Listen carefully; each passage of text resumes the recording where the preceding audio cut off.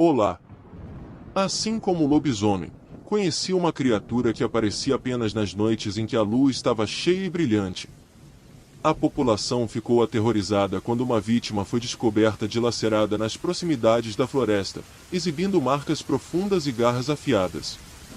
Os habitantes foram compostos de que o animal misterioso havia atacado novamente. A notícia se falou rapidamente, deixando todos em alerta, e as noites de lua cheia passaram a ser vividas com o coração apertado e os olhos atentos. Desesperados, os moradores organizaram caçadas noturnas para encontrar o ser desconhecido, mas todas foram infrutíferas. Parecia que ele possuía a habilidade de se camuflar nas sombras da floresta, escapando das garras daqueles que o perseguiam. Os relatos das testemunhas eram conflitantes. Alguns descreviam a criatura como uma figura monstruosa com olhos ardentes, enquanto outros comparavam a um lobo gigante em pé. No meio do medo e da desesperança, Sofia, uma jovem ardente, emergiu com uma história intrigante.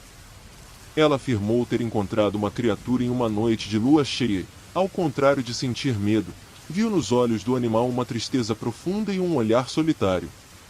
A história de Sofia tornou-se mais conhecida e repercutida, fazendo com que muitos questionassem se o ser misterioso era realmente uma ameaça.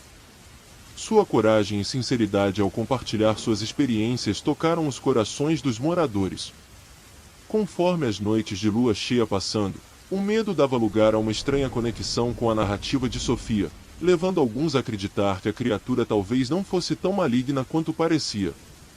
Teorias especulativas surgiram, revelando que o ser misterioso poderia ser um ser solitário em busca de companhia, um espírito aflito em busca de redenção ou até mesmo o guardião da floresta e das montanhas. Alguns moradores começaram a deixar ofertas na beira da floresta como gesto de paz e compreensão. O mistério em torno da criatura misteriosa aumentava, e apesar dos ataques esporádicos em noites de lua cheia, a cidade já não a via apenas como uma ameaça. Em vez disso, ela se tornaria uma entidade enigmática e fascinante, evocando sentimentos de curiosidade e compaixão. A história do animal misterioso, semelhante ao lobisomem, perdurou ao longo dos anos, sendo transmitida de geração em geração. Uma pequena cidade do interior ganhou fama por sua conexão peculiar com o desconhecido, e aqueles que a visitavam ouviam atentamente os relatos dos moradores, tentando desvendar o enigma por trás da criatura da lua cheia. Caro ouvinte, a escolha de acreditar ou não nessas histórias é sua.